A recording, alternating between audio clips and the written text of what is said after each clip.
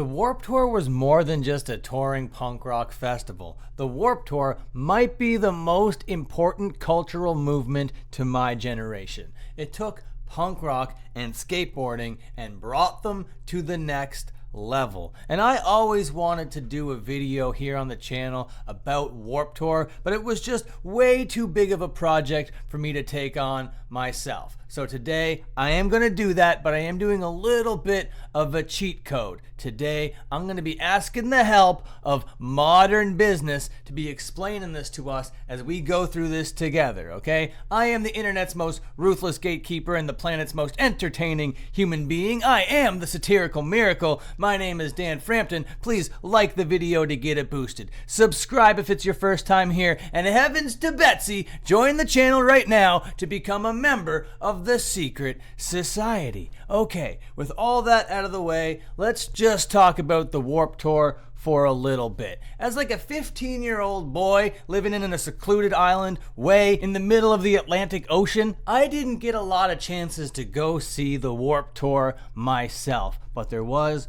one year where we made it all happen. We took a bunch of friends, crammed them into a car, and we were a little bit too young to be doing this by ourselves at this time. So we had the dad of one of the guys drive a bunch of miscreants from a tiny little island in the Atlantic Ocean all the way to Toronto, Ontario, Canada. Now I say Toronto in quotations because that's where it was billed to be, but it was out in somewhere like London, Ontario, or somewhere crazy. I forget where, maybe even Barrie. It could have been Barrie. I think it was Barrie, Ontario. Not really Toronto, okay? But I didn't care about the semantics of what city it was. I wasn't gonna go do any tourist behavior type stuff. I didn't want to see the Sky Dome or the CN Tower at that time. All I cared about at that time was Rancid, no effects, me first in the gimme gimmies, okay? I was gonna see the Used, I was gonna see the Dropkick Murphys, I might see some of my favorite bands of all time, and this prospect was the most exciting thing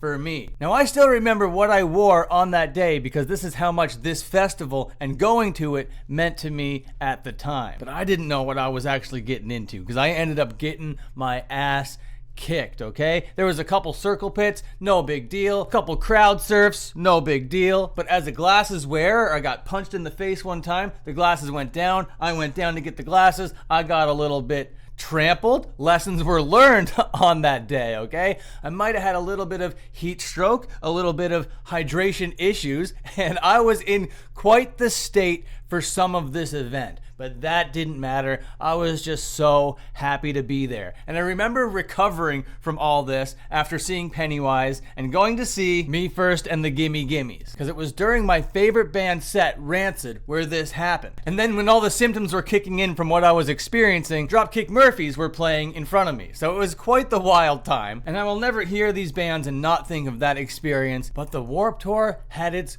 glory days. It had its golden age, and then it fell from grace in the most serious way possible with all sorts of allegations. Because all of these bands, all of these pop punk, emo, metalcore, post-hardcore bands are famous for a couple things. Putting out tunes that resonate with children, and then maybe the second thing is taking advantage of those children. There were many, many stories about that going down, but today I don't want to examine any of the allegations, any of the deep and dark, dirty stuff that went on in Warped Tour. That might be another video for when I'm feeling a little bit serious, but I just want to go through this video right here on Modern Business and see what exactly happened. Now I'm going to introduce Modern Business to you here right now. This guy, his name is Nate, and he used to run another channel called Nate the Mate, and on this channel he would talk about emo and pop punk and that kind of thing, and one of his favorite bands is Modern Baseball, so once he spun off into another channel he called it Modern Business. Very smart. I like how he tied all those things together, and we will be diving into some Nate the Mate content going forward, so this voice is going to be something that you're going to be accustomed to hearing. Here it is right here. Warped Tour, the rise and fall. And I also gotta say, his channel here, Modern Business, is very much inspired by the channel Company Man, which is another channel that we're going to be featuring here on the channel as well. Because both of these channels did a Hot Topic video, and I might put them together. Hot Topic why they're successful, and Hot Topic why they're hated. But I don't care about Hot Topic right now. I want to know all's about the Warped Tour. And I think I'm about like 5 minutes into this video right now. We might as well start reacting to this video right now. Okay, let's go, Nathan the Mathan. I have a question for you. Have you ever been to Warped Tour? Yes, I sure have, Nate, and I just explained it to my audience. Thank you. I hope your answer is yes, because it's never coming back and was the greatest music festival to ever exist. Agreed. If you're watching this, my deepest hope is you got a chance to go at least once. It was just the once that I got to go, yeah. Only one time. But if you weren't so lucky and never got to go, allow me to paint a picture of how it felt to attend the iconic Vans Warped Tour. Okay, Nate the Mate.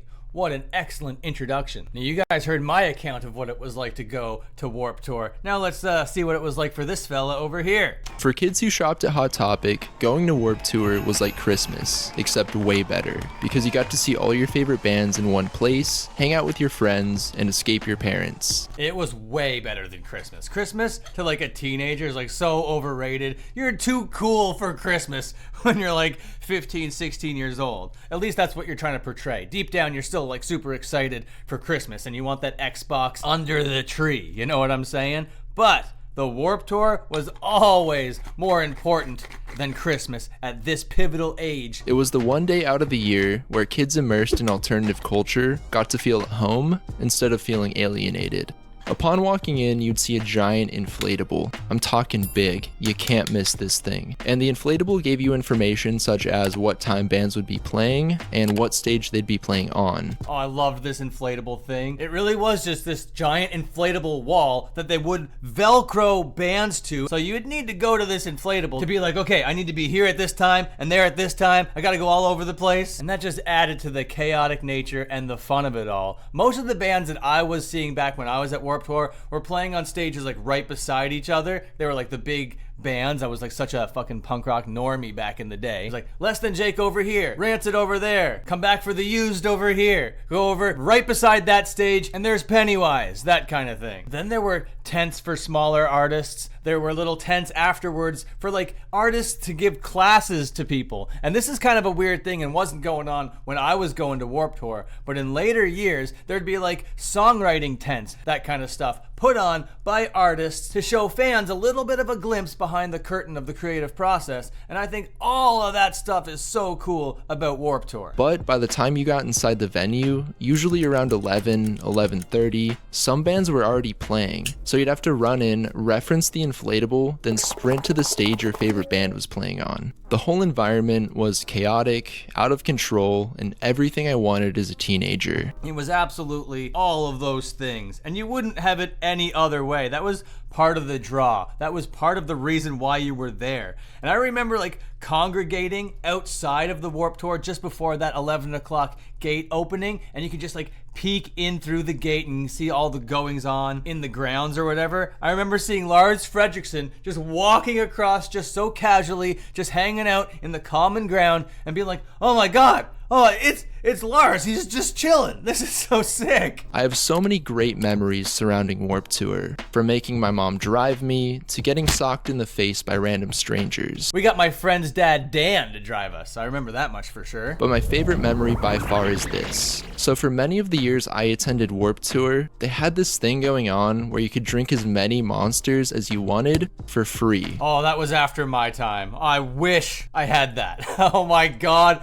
I would be all about that, because I currently do still have a caffeine/Monster Energy addiction to this very day, and I could only imagine how much worse it would be if this was going on back then. Which sounds insane because it was, but no matter how old I get, I'll never forget the year I crushed 2 monsters back to back and then immediately entered a mosh pit for this wild band called The Chariot. I was an animal out there. This wild band called The Chariot. They are a wild band for sure.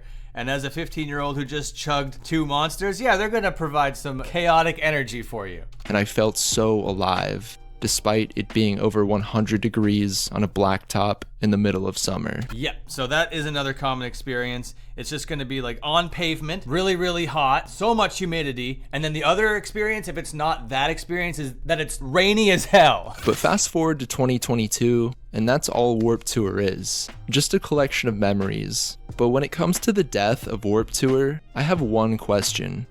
Why? If everyone loved it that much, why'd it have to end? Yeah.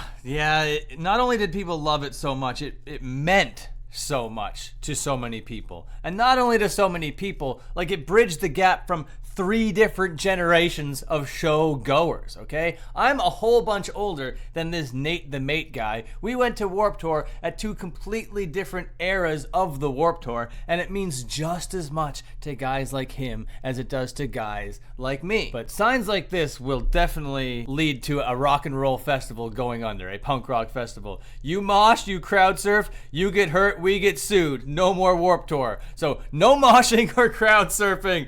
God damn, so many rules at the punk rock festivals. There's gotta be another way around it than putting up signs and like social media posts to get people to not do the thing that the culture has always just done when this kind of music is playing. You know, there's gotta be kind of like maybe like some clearance thing that you gotta sign. Get an understanding of why Warped Tour fell and whether or not it could have been prevented. We'll have to go back to 1995 when Kevin Lyman founded Warped Tour. On August 4th, 1995, Kevin Lyman. Now, the first thing I want to mention here, because I am so self-absorbed, is August 4th is a day before my birthday, and 1995 is 10 years after I was born.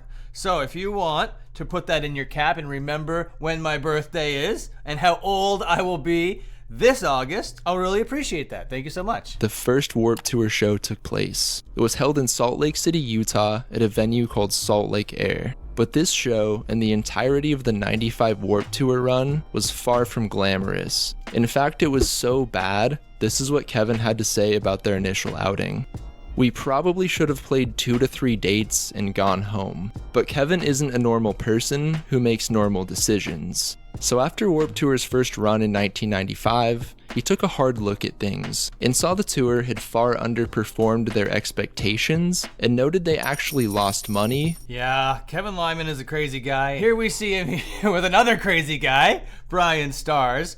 And by all accounts, like the Warped Tour shouldn't have been able to continue. It really did have a disastrous first run. And if it had a normal person at the helm of it, you know, maybe they would have been like, all right, time to cash in my chips. I'm done here. Kevin Lyman is not that kind of guy, for better or for worse. When it was all said and done. Where most people would see this as a logical stopping point, Kevin, with his do-it-yourself punk mentality, saw it as just another challenge to overcome. So he immediately began searching for solutions. And that's the thing about this Kevin Lyman guy, is that he really did have that DIY ethic that all these punk rock bands had. That's why it worked so well at the beginning, because it was that attitude, it was that ethos that drove it all at the very, very foundation of it. Like the mission statement rang true for the tour, for the bands, for everybody involved. But before we get any further, I need to give Warped Tour's founder, Kevin Lyman, a proper character introduction, because this whole thing wouldn't exist if it weren't for him. All right, so here we go. Now we're gonna learn about the wild and crazy times, the lifetime of experiences that make up Kevin Lyman. Before starting Warped Tour, Kevin was just your average working class guy trying to get by in life. He worked in a number of clubs throughout Los Angeles, California, putting on all kinds of shows and promoting artists. And he did this for over a decade. At one point, he ran up to 320 shows a year for a company called Golden Voice that went on to found Coachella. But when Kevin was working for them, Golden Voice was the premier underground promoter in Los Angeles. They basically worked with all the bands no one wanted to promote or book, which began with punk and speed metal shows in the late 80s, but by 1991 transferred over to the alternative scene, with the rise of bands like Jane's Addiction and Red Hot Chili Peppers. All right, so Kevin Lyman was knee-deep in it for the longest time. At this point, in the early 90s, the LA alternative scene was exploding, and Kevin was right there in the middle of it all. That year in 1991, alternative rock band Jane's Addiction decided to call it quits. To commemorate their time as a band, they went on a monstrous farewell tour, but in the process, accidentally created a music festival you've probably heard of, called Lollapalooza. Now, Lollapalooza is everywhere. So, this Kevin Lyman has his fingerprints on this stuff all the way back to Lollapalooza. You couldn't get a more legit guy to be heading up this festival. Kevin was asked to help out and be part of it. He served as the initial stage manager for the tour, but also kept his job in the LA clubs so he could have an idea of what was going on in the underground. But after managing Lollapalooza for a number of years, Kevin was forced to make a tough decision. At this point, he had a wife and a child on the way, and for a split second, he thought about trying to find a real job. One with benefits, insurance, the type of job your parents always said you should get. That's the feeling that you're gonna get when you have a wife and a kid and all of these pressures start to mount. Of course, you're gonna feel like you wanna go get a real job. But there would be a better way to do it, I think. Because more than anything, he wanted to support his wife and future daughter, but didn't feel right stepping away from something he was so passionate about. But in 1995, he saw an opportunity he couldn't pass up. Throughout the early to mid 90s, skateboarding and extreme sports blew up to an unprecedented level of popularity. And with this, Kevin thought to himself, skating is awesome, but what if we combined it with a concert environment? So he slowly started exploring this idea by pulling stunts like paying Red Hot Chili Peppers $250 to perform on a skate ramp, or this one time he had Pennywise and Social Distortion play on a mountain while people snowboarded. But it was in March 1995 when Kevin had an epiphany that changed his life. He says the concept for Warped Tour had already been formulating for many years by this time, but it was at this particular event called a Board Aid, where people snowboard for various charities, that Kevin felt this ultimate sense of clarity. Earlier that day, someone mentioned that this thing called the X Games was being formed, which would only further popularize skating and extreme sports. All of these things are coalescing and emerging at the same time. One thing that I think is being omitted out of this that I think comes up around the same time is the come up of Green Day and Green Day's performance in 1994 at Woodstock. So that festival type scenario with that kind of band performing that kind of music exploding onto the scene at the exact same time as the X Games, these two things coming together in the mid 90s just would have happened naturally regardless of what was going on, because of how like culturally linked they were just naturally at the foundation of the thing. But the fact that Kevin Lyman was there to notice all of those elements and to see them all and the potential in them, especially after we're learning that he was leaving a Lollapalooza type thing, the rock and roll landscape was changing from the Jane's Addictions of the world to the Green Days of the world to the Blink-182s of the world, and there was an opportunity there to really capitalize on all of this booming stuff at the very, very ground level. And he was at the right place at the right time to do it. All he would have to do is make a deal with somebody out there that might make shoes or something. I think that might be coming here next. And at that moment, he knew what had to be done. Kids were snowboarding, throwing snowballs, and most importantly, there was a stage set up and a band playing during all of it. It became obvious to him that the convergence of music and extreme sports was the future. He thought,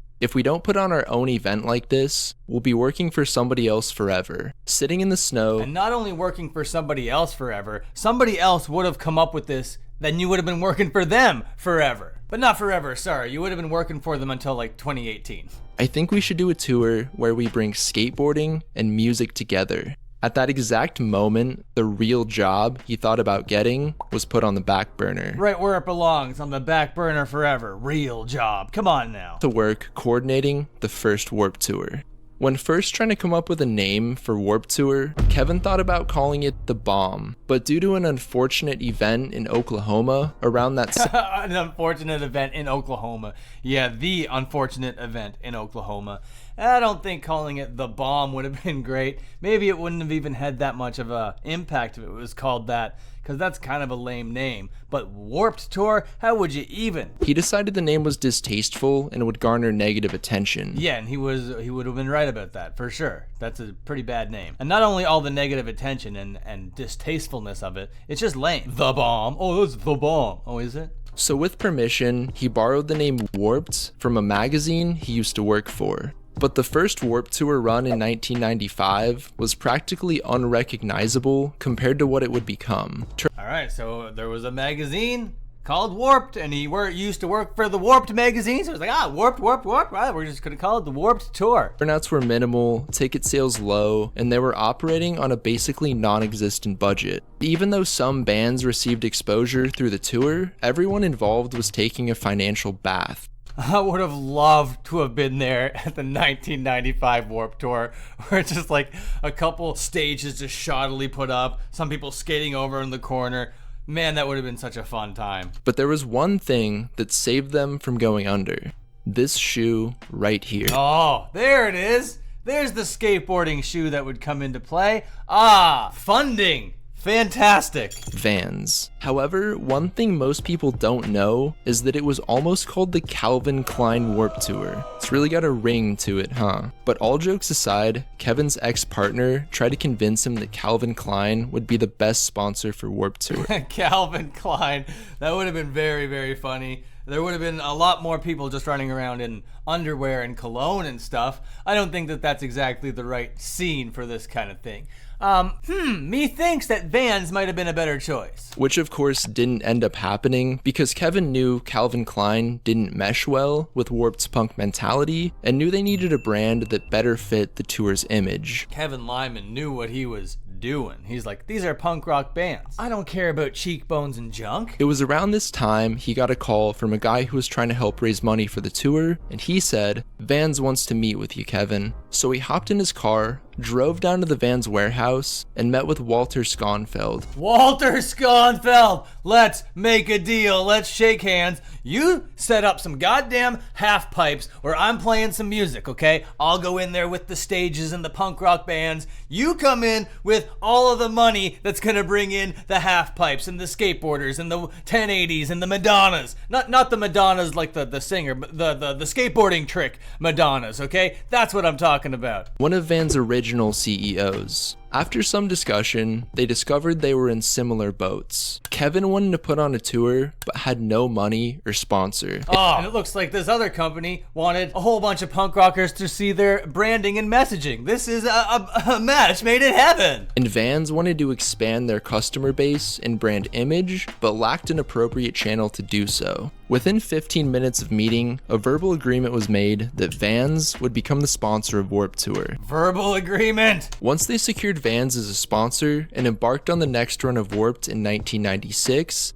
it was clear they were onto something big. With a larger budget, more time, and more planning, they were able to take Warped from oh my god, that is brilliant. a failing music festival to a staple in alternative culture. God damn. In just 1 year and one huge sponsor later. In just a number of years. And the reason for that is, Warped Tour was different from any other music festival I've ever seen. And this is where my memory is a little foggy. For some reason, I always thought there were more years of a run without Vans a part of it, but I guess not. I guess it was just the 1 year, and then the next year they were off to the races. Because it was truly a launch pad for many bands' careers. A lot of bands who got huge from Title Fight in 2012 is so past my time, but they are my current favorite band. This is the crazy thing that I could have been on this planet where Title Fight and Warped Tour were a thing happening at the same time. Incredible. Crazy. Playing Warped prior to that had very few eyes on them. And I'm not talking about small, independent bands. I'm talking about bands like Paramore, Sum 41, Blink-182. Bands such as them were able to grow to absurd heights thanks to Warped's exposure. And as those bands grew, it also helped Warped Tour grow. Exactly, dude. This was a mutually beneficial relationship for everybody involved. And the bands that they got blew up to huge heights that actually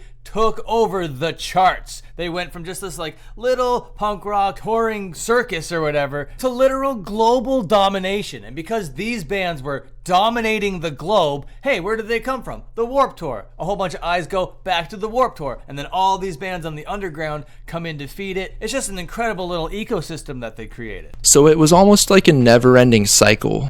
But when Warped was starting out, the lineups were quite a bit different from what they'd evolve into. The early bands consisted mostly of skate punk and third wave ska. But as time wore on, they began to focus more on pop punk and metalcore acts, such as Of Mice and Men, Set Your Goals, and Bring Me the Horizon. Yeah, that was after my time. My time was during the skate punk band. But the most unique aspect of Warped was how they treated the bands. Like most festivals, Warped had multiple stages for bands to play. However, what made it so different is that even if your band played on the main stage every single day, you'd still be playing at a different time on each date. For example, a band like A Day to Remember might be the last band to play one day, but the next day, they could be playing at 11:30 in the morning as you're walking in. That is so DIY and takes the whole pedestal off of it. And that's what made it so special and so unique and so cool. Because on the main stage, any of these bands are theoretically headlining acts or whatever. Just a brilliant way to do it. This gave every band a fair chance to shine and get the exposure they wanted.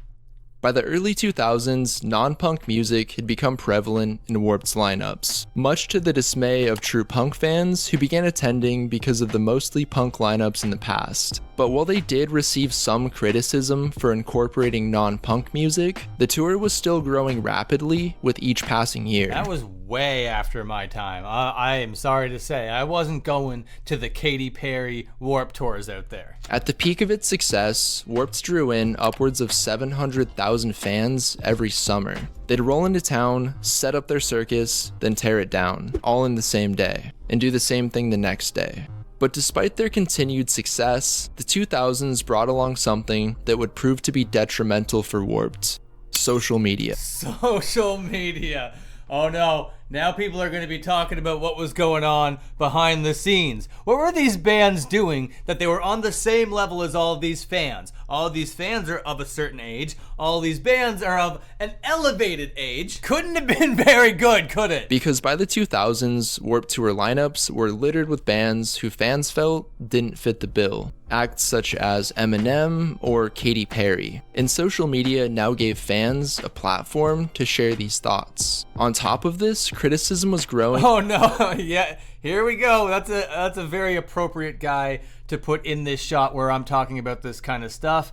Oh my god, anti-flag. We got Justin Sane over here on Warped Tour. Just that alone makes my skin crawl, okay? I got goosebumps, my hair standing up on end, the back of my neck is tingling just knowing that this was allowed to happen and that he was just like on the same ground level as everybody else that was out there, alright? And then you also had the Dobby Vanities and all this of the scene. No bueno, ladies and gentlemen.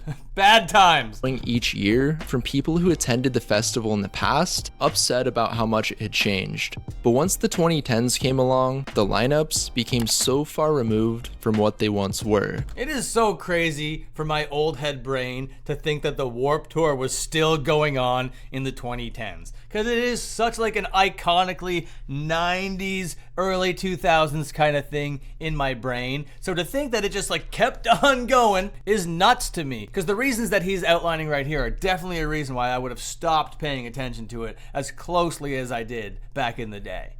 And also, I was growing up. I wasn't fucking 16 anymore. It became pretty much all metalcore, pop punk, and emo, with an occasional punk or ska band thrown in there to make the OG fans happy. The saddest part about the decline of Warped Tour is that I fully believe it could have been prevented, because one of the main reasons Kevin began entertaining the idea of winding it down was because of a loss in community. When Warped began, Kevin toured with a lot of his friends, and as a result, this created a community feel right off the bat. It felt like everyone liked each other. Yeah, it absolutely felt like it was a community, like everybody was there for this communal thing. But as time went on, it became like such a commodity. You know, it was Warped Tour. Bands were just like so hungry to get on Warped Tour, and then it became a competition, and that's not fun, that's not cool. That's kind of the antithesis of what it all was. And something like that really only does have a lifespan. It's like the old saying, you know, you either die the hero or you live long enough to become the villain.